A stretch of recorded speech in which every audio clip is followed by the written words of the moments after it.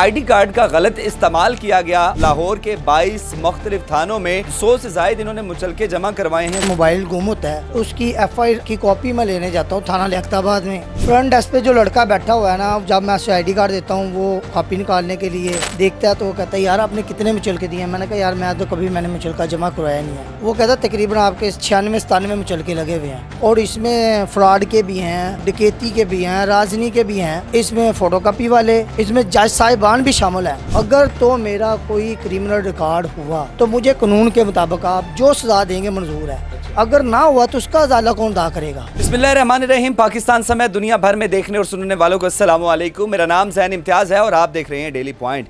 ناظرین، میرے ساتھ موجود ہیں اشفاق علی، جن کی ایک سوشل میڈیا پر جو ہے وہ خبر گردش کر رہی تھی کہ ان کے ایک آئی ڈی کارڈ کا غلط استعمال کیا گیا اور لاہور کے 22 مختلف تھانوں میں ان کے 100 سے زائد انہوں نے مچلکے جمع کروائے ہیں۔ ان سے بات کرتے ہیں کہ 100 مچلکے انہوں نے ابھی تک جمع کروا لیے، کیا وجہ بنی، کیا ان کے واقعی آئی ڈی کارڈ کا غلط استعمال کیا گیا یا انہوں نے خود مچلکے جمع کروائے؟ السلام علیکم۔ وعلیکم السلام۔ اچھا اشفاق صاحب، سب سے پہلے یہ بتائیے گا کہ یہ آخر ماجرا کیا ہے؟ 100 سے زائد مچلکے جمع کروا لیے، مجھے لگتا ہے ہر گلی محلے کے ہر کرمنل کے ساتھ آپ کا رابطہ ہے؟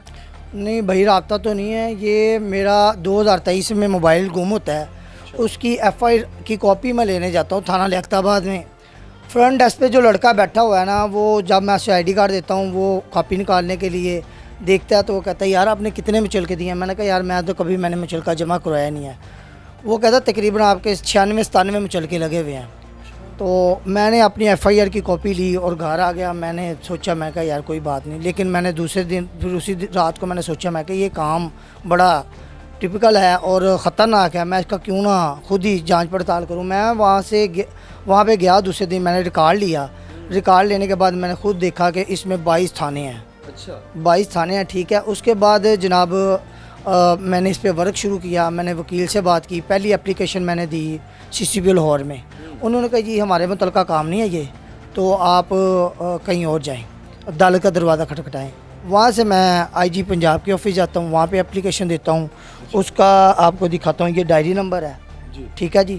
یہ لگانے کے بعد مجھے دوسرے دن بعد کال آتی ہے DIG انویسٹیگیشن عمران کشور کے آفس سے۔ وہاں پہ میں جاتا ہوں، ان کا PSO بیٹھا ہوتا ہے، تو وہ کہتا ہے کہ انہوں نے میری بات چیت سنی، انہوں نے کہا یار یہ ہمارا کام نہیں ہے، ہمارا کام یہ ہے کہ آپ کا کوئی نیکسٹ کوئی مسئلہ ہوگا تو ہم حاضر ہیں، لیکن یہ آپ کا عدالت کے تھرو کام ہونا ہے۔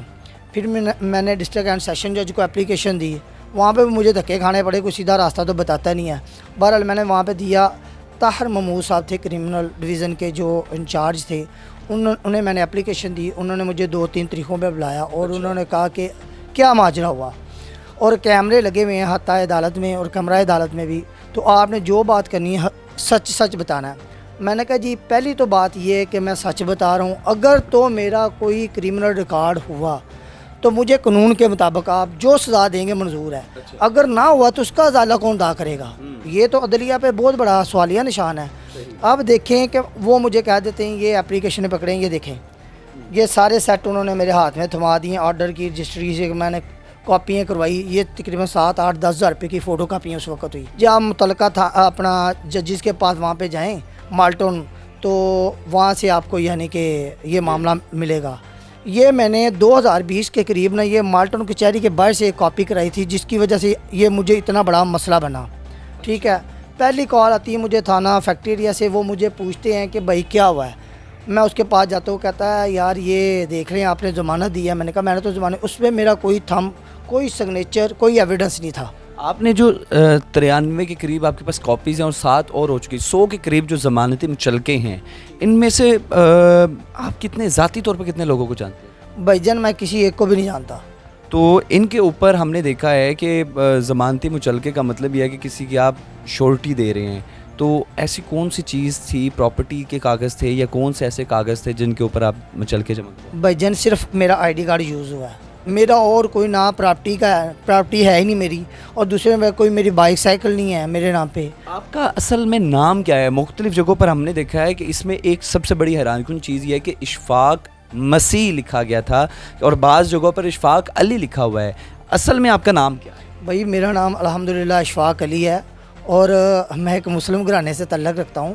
تو یہ تو جج صاحبان کو دیکھنا چاہیے نا کہ ایک اشفاق مسیح آگے دیکھیں نا محمد یوسف لکھا ہوا ہے, دیکھیں دونوں چیزیں میچ نہیں کرتی. تو جب آپ کو بیسیکلی یہ پتہ چلا کہ آپ نے 100 لوگوں کی ضمانت دی ہے, آپ کے اوپر کیا بیتی, آپ کیا یعنی کہ اتنے جرائم پیشہ افراد کی آپ ضمانت دے رہے ہیں؟ یہ دیکھیں جی, کافی دن تو رات کو نیند نہیں آتی رہی, کیونکہ چھوٹا معاملہ تو تھا نہیں, اور 100 مچلکوں کا معاملہ ہے, ایک مچلکہ مان نہیں, اور اس میں فراڈ کے بھی ہیں, فوڈ کے بھی ہیں, ڈکیتی کے بھی ہیں, رازنی کے بھی ہیں.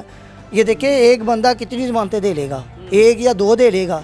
یہ تو جب سامنے اسٹیٹ آئے گا, وٹنس آئے گا جج کے سامنے, اس نے تبھی ضمانت لینی ہے. لیکن اس میں ریڈر, اس میں فوٹو کاپی والے, اس میں جج صاحبان بھی شامل ہیں, کیونکہ جج صاحب اگر دیکھے کہ ایک آدمی نہیں ہے تو اس کی ضمانت لینے کا فائدہ ہی کوئی نہیں ہے. وہ ریڈر کیا کرتا ہے, 1500 روپے اپنی جیب میں ڈالتا ہے, وہ کہتا ہے سر سائن کر دیں, وہ سائن کر دیں آنکھیں بند کر کے. آپ نے دیکھا ہوگا اکثر عدالتوں میں یہ اپنا بلیک پٹی باندھی ہوتی ہے آنکھوں پہ, اور واقعی ہمارا قانون سو رہا ہے, اندھا ہے. میں تو اس سے یہی ثابت کروں گا کہ قانون اندھا ہے. یہ پیسے کی خاطر جو کچھ مرضی کر سکتے ہیں. یہ سوالیہ نشان نہیں ہے کہ آپ کی غیر موجودگی میں آپ کی سیکیورٹی بانڈز یعنی کہ جس کو ہم ضمانتی مچلکے کہتے ہیں وہ جمع ہو رہے ہیں, جس میں ڈکیتی کے مقدمات ہیں, جس میں راہزنی کے مقدمات ہیں, جس میں کرائم سٹریٹ کے مقدمات ہیں. آپ ضمانتی مچلکے دے رہے ہیں لیکن آپ کی غیر موجودگی میں. یہ بھائی جان دیکھیں کہ اس کے بعد پھر میں پروسیس لاؤں گا, حد کی عزت کا دعویٰ کروں گا ان جج صاحبان پہ, کیونکہ یہ تو میں جو اب ویسٹ کر رہا ہوں وقت 1 سال سے ضائع کر رہا ہوں, پیسے ضائع کر رہا ہوں, وہ کون ہرجانہ کون ادا کرے گا میرا؟ جج صاحبان پہ آپ حد تک عزت بات ہے, ظاہری بات ہے, کیونکہ قانون تو پھر لائیں گے نا. وہ کہتے ہیں نا قانون سب کے لیے برابر ہے, تو پھر مجھے پتہ چلے گا قانون سب کے لیے برابر ہے کہ نہیں. تو جو ہمارے حکمران بالا ہیں, جو اقتدار میں لوگ بیٹھے ہیں, ان سے کیا اپیل کریں گے؟ یہ میں ان سے یہی اپیل کروں گا کہ مجھے انصاف دلایا جائے, میرا CRO کلیئر کروایا جائے. سب سے بڑی بات یہ ہے کہ نہ میں عمرے کے لیے جا سکتا ہوں, نہ آؤٹ آف کنٹری جا سکتا ہوں. آؤٹ آف کنٹری کو تو چھوڑے نا, ہر انسان کی, مسلمان کی خواہش ہوتی ہے کہ سرکار کا درے دولت دیکھنا. ٹھیک ہے, اب جب میں جاؤں گا ایئرپورٹ پہ, انہوں نے کہنا یار یہ تو کرمنل ریکارڈ یافتہ ہے, اس کو کہاں بھیجنے ہیں, چلو واپس. تو پیسہ جو میرا لگا ہوگا وہ ضائع.